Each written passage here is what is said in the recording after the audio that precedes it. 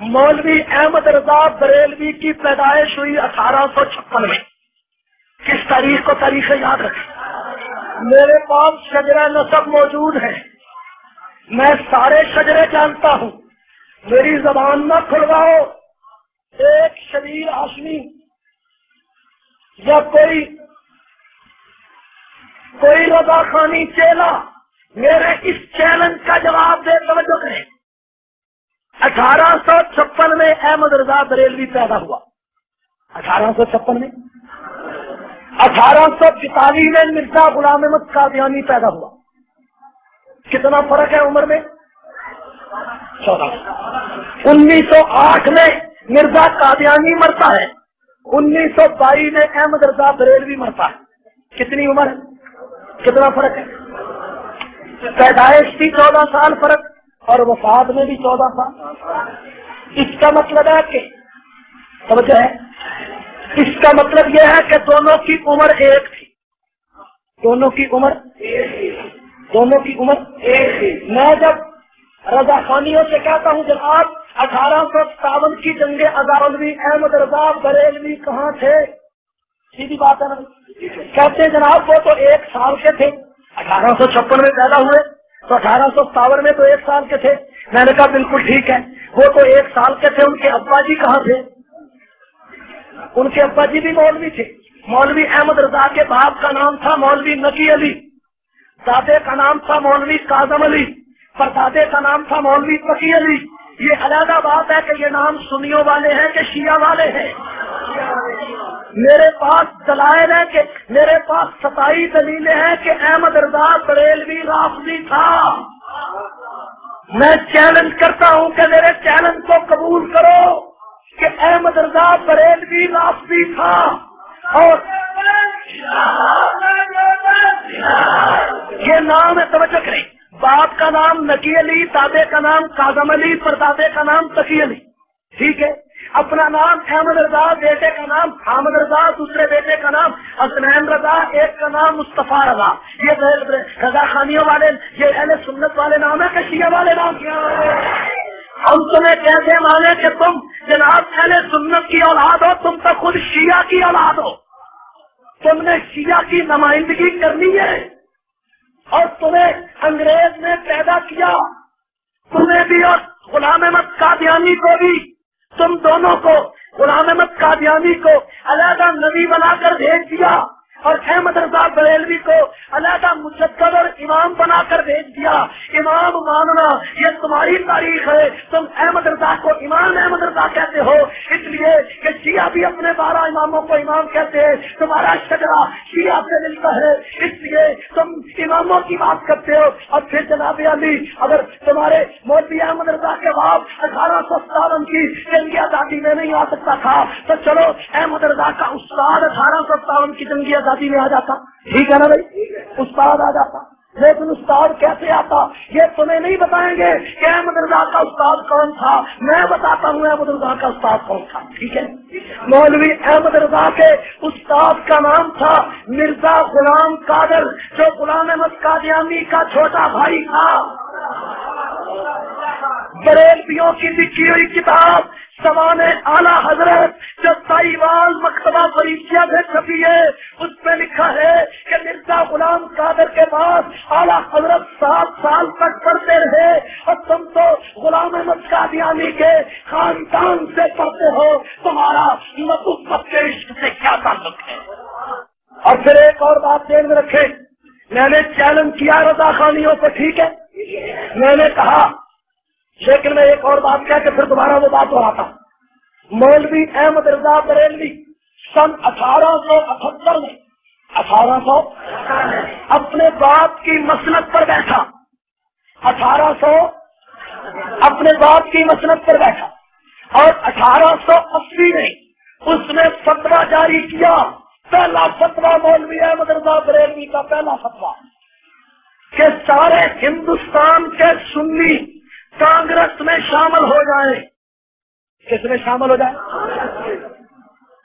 अहमद रजा बरेलवी ने फतवा दिया कि सारे सुन्नी कहाँ शामिल हो जाए। क्यों कि कांग्रेस नई नई जमात बनी थी और ایک انگریز لارڈ لکھنتو وہ کانگریس کا بانی تھا، اس نے کانگریس بنائی تھی، ہندو اور مسلمانوں کو مل کر انگریز سے تعاون کرانے کے لیے کانگریس ملی تھی۔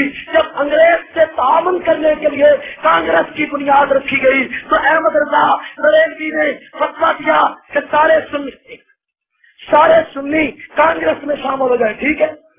اور اس وقت 1920 میں مولانا ابوالکلام آزاد کانگریس کے صدر قرار پائے اور انہوں نے فتویٰ جاری کیا، انہوں نے اعلان کیا کہ خلافت عثمانیہ کے مسئلے پر انگریز نے ہم سے تعاون نہیں کیا، اس لیے آج کے بعد کانگریس انگریز کے خلاف بغاوت کرے گی، انگریز کی مخالفت کرے گی۔ تو 1921 میں احمد رضا بریلوی نے فتویٰ جاری کیا کہ آج کے بعد جو سنی کانگریس میں شامل رہے گا اس کا نکاح ٹوٹ جائے گا۔ جب کانگریس انگریز کی حمایت کے لیے بنی تو شامل ہونے کا مشورہ دیا، جب انگریز کی مخالفت کی تو نکل جانے کا مشورہ دیا۔ یہی وجہ ہے کہ انگریز کا سب سے بڑا ہندوستان میں ایجنٹ غلام احمد قادیانی اور محمد رضا بریلوی تھا۔ اگر تم بعد نہ آئے تو میں جنگ کے لوگوں نے وہ بیان شائع کراؤں گا کہ 1936 میں مولوی احمد رضا بریلوی کے لڑکے مصطفیٰ رضا کا بیان ہے، جس میں حامد رضا کا بیان ہے۔ اس حامد رضا احمد رضا کے لڑکے نے انگریز کے لیے کے نام اپیل شائع کی ہے، ملکہ کے نام ملکہ وکٹوریہ کے نام اپیل شائع کی کہ میرا باپ وفاداری میں کم، میرا باپ تمہارا بڑا وفادار تھا، میں بھی وفاداری میں کم نہیں ہوں، اس لیے میرا بھی وظیفہ بڑھایا جائے۔ وہ فتویٰ آزادی اخبار 1926 دلی سے وہ بیان شائع ہوا اور اس بیان سے معلوم ہوتا ہے احمد رضا بھی انگریز کا ایجنٹ تھا، اس کی اولاد بھی انگریز کی ایجنٹ تھی، ٹھیک ہے۔ اور ربنسن ایک انگریز ہے، مورخ ہے برطانیہ کی، انڈیا آفس لائبریری میں اس کی کتاب موجود ہے کہ انگریز ہندوستان میں ہمارے دو آدمی تھے، ایک احمد رضا بریلوی اور ایک غلام احمد قادیانی، ٹھیک۔ ان دونوں ان بیانات کے بعد بریلوی امت کا رضا خانی کون تھا، کوئی چیلا، کوئی نطفہ، کوئی رضاکار، کوئی کارکن جہاں موجود ہو اپنی عزت بچانے کے لیے، اپنا ماحول بچانے کے لیے مجھ پر لاہور ہائی کورٹ میں مقدمہ قائم کرے کہ ضیاء الرحمان فاروقی نے اعلیٰ ادب کو انگریز کا ایجنٹ کہا۔ ہائی کورٹ میں انگریزی کی کتابیں لا کر اگر احمد رضا کو میں انگریز کا ایجنٹ ثابت نہ کروں، میری سزا گولی ہے، میری سزا موت ہے، میری سزا جو تجویز کرو مجھے منظور ہے، لیکن نہ خنجر اٹھے گا نہ تلوار سے، یہ بازو میرے ہاتھ مائل ہوئے ہیں۔ میں نے زندگی میں چیلنج دیا لیکن آج تک کوئی حلالی بیٹا وہاں سے پیدا نہیں ہوا، اور نہ کی سرزمین پر ایسا کوئی رضا خانیوں کا حلالی بیٹا موجود ہے۔ اور بہت سے اس عطاء اللہ شاہ کو ہو جس سے 11 سال انگریز کی جیل کا تھی۔ عطاء اللہ شاہ کو کہتے ہو وہ انگریز کا ایجنٹ تھا۔